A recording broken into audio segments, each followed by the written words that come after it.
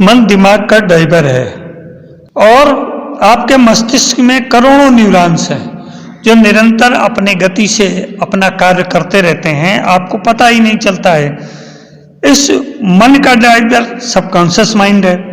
भूतकाल में जो भी आपने कर्म किए, जो भी आपका चिंतन था, जो भी आपकी स्थिति थी, वो सब मिलकर के सबकॉन्शियस माइंड को ट्रिगर करते हैं और ये सबकॉन्शियस माइंड में सब स्टोर होता रहता है। समय समय आने पर ये सबकॉन्शियस माइंड से आने वाले विचार और स्थितियां ही आपके मस्तिष्क में ये प्रवाह की तरह घूमते रहते हैं।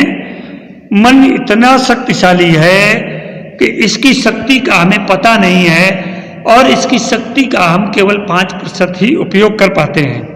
मन के साथ मन की शक्ति को तो बढ़ाया जा सकता है, तो मन की शक्ति को बढ़ाने के लिए हमारे पास कुछ चीजें होनी चाहिए, जिसमें पॉजिटिव थिंकिंग है, ब्रह्मचर्य है, निरंतरता किसी कार्य में है तथा कन्फर्मेशन, दृढ़ता। 4 चीजें, पॉजिटिव थिंकिंग, सेलिब्रेसी, कंटिन्यूसिटी और कन्फर्मेशन, ये मन की शक्ति को बढ़ाते हैं। मन की शक्ति को इनसे बढ़ाया जा सकता है। मन की सीमा के बाद आध्यात्म प्रारंभ होता है और यही आध्यात्म अर्थात अधिमानस, जिसको हम अवचेतन मन भी कहते हैं, यही अवचेतन मन हमारे और उस परमात्मा के बीच का एक एजेंट है।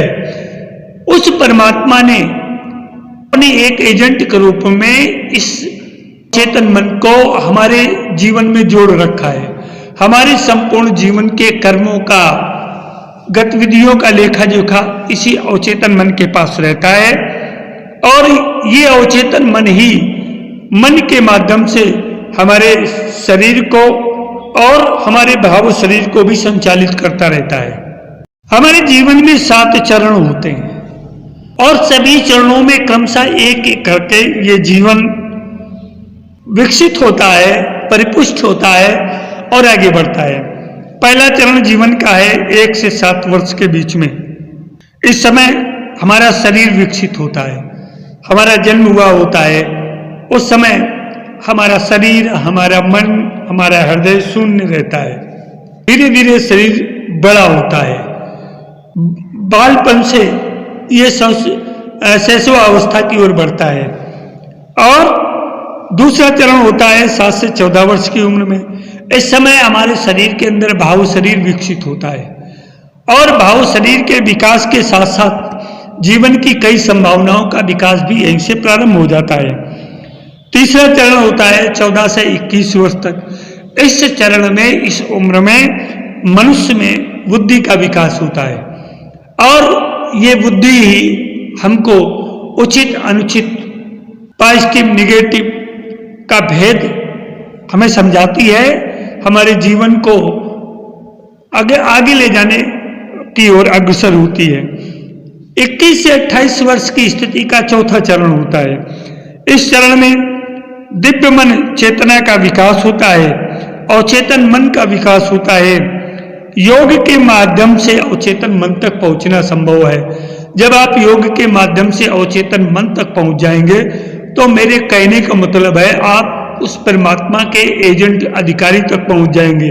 जब परमात्मा के उस मध्यस्थ तक आप पहुंच जाएंगे, अवचेतन मन तक, तो परमात्मा तक पहुंचने की भी प्राप्ति बिल्कुल नितांत संभव है। इस तरह से जीवन के सभी चरण क्रमशः आगे बढ़ते जाते हैं। हमारे पूर्वजों ने हमारे जीवन को 4 भागों में बांट रखा था। पहला भाग था कि ब्रह्मचर्य आश्रम, इसके पश्चात गृहस्थाश्रम, गृहस्थ के बाद वानप्रस्थ आश्रम और वानप्रस्थ आश्रम के बाद संन्यास आश्रम। तो ये चारों आश्रमों की अवधारणा इसी वैज्ञानिक सिद्धांत के आधार पर हुई थी।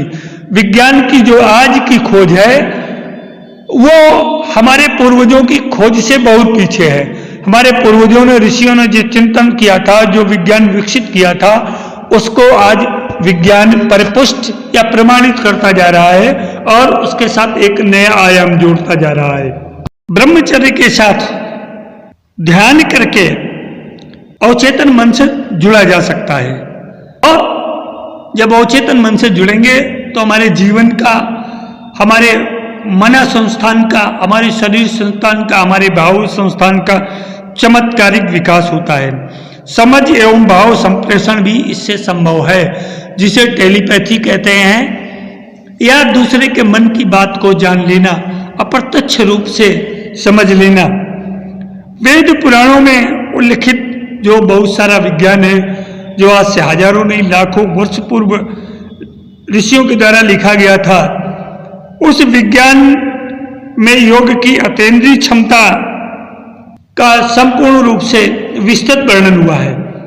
वो योग और समाधि भाषा में लिखा गया वो पुराण, वो कथानक विज्ञान के वो स्वरूप हैं जिसको आज विज्ञान समझने का प्रयास कर रहा है। इससे तन, मन, इंद्रिय, आत्मा, ये चार मिलकर के ब्रह्मांड की सूक्ष्म चेतना का ज्ञान प्राप्त करते हैं।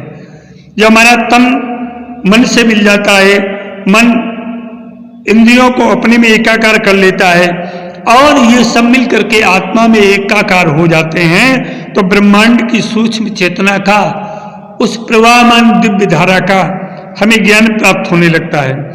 हमारा शरीर, हमारा ये एकाग्र मन है, जो समाधिस्थ मन है, ये हाई फ्रीक्वेंसी वाइब्रेशंस क्रिएट करके दूसरों को भी प्रभावित करने लगता है।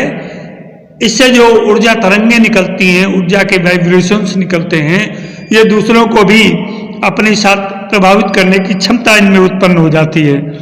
विचार मन में उठते हैं और मन का स्थूल स्वरूप श्वास है। श्वास नियंत्रण के अभ्यास में पॉजिटिव एनर्जी का ऑरा बनाता है। कहने का मतलब ये है, जब श्वासों का आप नियंत्रित कर लेंगे, श्वासों की गति समान हो जाएगी, सम रूप से श्वास चलने लगेगी, तो श्वासों के सम होने से मन नियंत्रित होता है और मन के नियंत्रित होने से पॉजिटिव एनर्जी का ऑरा बनने लगता है।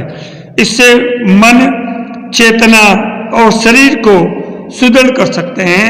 अर्थात कहने का मतलब है तन, मन और आत्मा का एकाकार इसमें एक साथ संभव है। इन सब बातों का अध्यात्म और विज्ञान का समझने का मतलब ये है, कुछ चीजें हम आपके सामने रख रहे हैं कि जीवन में सदैव पॉजिटिव रहिए।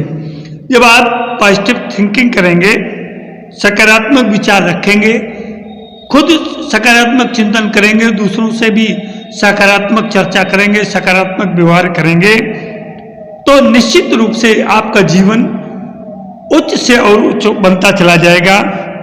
नाभि से श्वास, इस नाभि से श्वास का वीडियो हम अपने डिस्क्रिप्शन में डाल देंगे, इसको आप वहां देख लीजिए।